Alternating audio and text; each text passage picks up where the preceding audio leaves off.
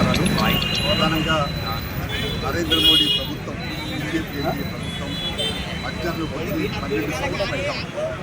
ఈ 12 సంవత్సరాలుగా ప్రజలపైన పెనుభారం మోపుతూ ధరలు అడ్డగోలుగా పెంచుతూ ప్రజల బతుకుతో జీవితాలతో చిన్న అవుతున్న పరిస్థితి. 2014లో ఆనాడు డీజిల్ ధర 55 రూపాయలు, పెట్రోల్ ధర 72 రూపాయలు. ఇవాళ పెట్రోల్ ధర 111, డీజిల్ ధర 103 రూపాయలు. సిలిండర్ ధర ఆనాడు 420 రూపాయలు ఉంటే ఇవాళ 1240 రూపాయలు. ఇంకా వాణిజ్య పెట్రోల్ డీజిల్ సిలిండర్ ధర అయితే ఇంకా 1600 నుంచి వెళ్ళి 3600, 3700 పెరిగిపోయిన పరిస్థితి. అంటే అడ్డగోలుగా ధరలు పెరుగుతున్నాయి. అంతర్జాతీయంగా క్రూడ్ ఆయిల్ ధరలు తగ్గినా ఈ ప్రభుత్వం తగ్గించలేదు. అయితే ప్రధానంగా దీని అర్థం ఏంటంటే సుంకాలు ఇస్తా ఉన్నారు. వాళ్ళు ఏంటంటే కేంద్ర సుంకం, రాష్ట్ర సుంకాలు, కేంద్ర వ్యాట్లు, రాష్ట్ర వ్యాట్లు వేసి మరి పెనుభారం అవుతున్నటువంటి పరిస్థితి. ఇంకోవైపున చూస్తే నిత్యావసర వస్తువుల ధరలు కూడా అడ్డగోలుగా పెరిగిపోతున్నాయి. 75 రూపాయలకు కిలో నూనె ఉంటే ఇవాళ 165 రూపాయలకు పెరిగిపోయినట్టు. ఏం డిమాండ్ చేస్తుంది? అలాగే కందిపప్పుల ధరలు కానీ ఇంకా అనేక వస్తువుల ధరలు కూడా అడ్డగోలుగా పెరిగిపోయి ప్రజలు కొనుగోలు శక్తి పడిపోయినటువంటి నేపథ్యం కనపడతాం.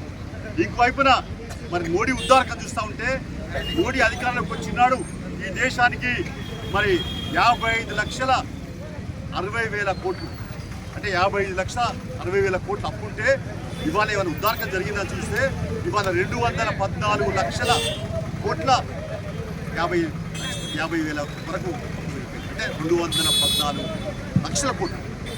అప్పుడు 55 లక్షల కోట్లు. అంటే అప్పులు పెరిగిపోయినాయి, ప్రజల జీవితాలు మరి రోజు రోజుకు జీవన ప్రమాణాలు పడిపోతున్నాయి, ధరలు పెంచేసి పెనుమారిపోతున్నారు. అయితే కార్పొరేట్ సెక్టర్కి మాత్రం ఆదాని, అంబానీ, అనిలు, అంబానీ, అలాగే ఇంకా అనేక మంది కార్పొరేట్ సెక్టర్కి మాత్రం 10 మందికి మాత్రం 14 లక్షల కోట్ల రూపాయలు మొండి బకాయిల పేరుతో ఈ నరేంద్ర మోడీ ప్రభుత్వం మాఫీ చేసింది.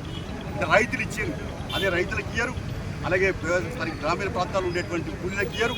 ఇంకా ఇప్పుడు జాతీయ గ్రామీణ ఉపాధి హామీ చట్టాన్ని, మహాత్మా గాంధీ గ్రామీణ ఉపాధి చట్టాన్ని రద్దు చేసి దాని బీజేపీలో బీబీ రామ్జీ అనే పథకాన్ని పెట్టి మొత్తం చేతులు దులిపేసుకుంటున్నది. ఇప్పటిదాకా మహాత్మా గాంధీ గ్రామీణ ఉపాధి పథకం ప్రకారంగా మరి 60%, మరి వాళ్ళ మరి ఇప్పుడేమో బీబీ రామ్జీ ప్రకారంగా 60% కేంద్రం, 40% రాష్ట్రాలు అంటుంది. మహాత్మా గాంధీ ఈజీఎస్ పథకం ప్రకారం ఏమో 90% కేంద్రం, 10% రాష్ట్రాలు. అంటే ఎంత దుర్మార్గంగా అణిచివేతలు చేస్తూ ఉందో, రాష్ట్రాలకు నరిస్తూ ఉందో, ప్రజల జీవితాలతో ఆడుతూ ఉన్నారో. సామాజిక న్యాయం, ఎస్సీ, బీసీ, బడుగు బలహీన వర్గాలకు సంబంధించిన విషయంలో కూడా సామాజిక న్యాయం పొరబడినటువంటి నేపథ్యంలో మరి వాళ్ళ దేశవ్యాప్తంగా కూడా సిపిఐ కథం నొక్కుతున్నది.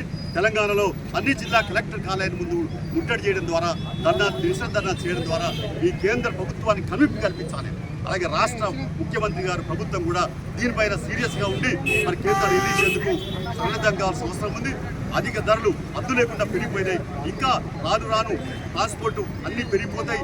ఇంకా నిత్యావసర ధరలు అడ్డగోలుగా పెరిగిపోయే ప్రమాదం ఉంది. కాబట్టి ఈ ప్రమాదాన్ని గుర్తించిన కమ్యూనిస్ట్ పార్టీ ప్రజల పక్షపాతిగా, సిపిఐ బడుగు బలహీన వర్గాల ఆశాజ్యోతిగా ఇవాళ దేశవ్యాప్తంగా కూడా ఈ ఉద్యమాలు చేస్తూ ఉంది. మేము ఆగస్టు 6 నుంచి 14 వరకు పాదయాత్రలు చేయడానికి కూడా మరి నిర్ణయం తీసుకున్నాం. అలాగే సెప్టెంబర్లో చలో ఢిల్లీ కార్యక్రమం ఉంటుంది. ఏదైనా బీజేపీ, ఎన్డీఏ ప్రభుత్వం అనుసరిస్తున్న ప్రజా వ్యతిరేక విధానాలు, ప్రజాస్వామ్యంలో పాతరేసే పద్ధతులకు, రాజ్యాంగాన్ని పూర్తిపరిచిన విధానాలకి, డాక్టర్ బిఆర్ అంబేద్కర్ రచించిన రాజ్యాంగాన్ని కుంగలు తొక్కుతున్నటువంటి అంశాలపైన సీరియస్గానే మరి నిరసన కార్యక్రమాలు కొనసాగిస్తాం. ప్రజలు చైతన్యపరుస్తాం.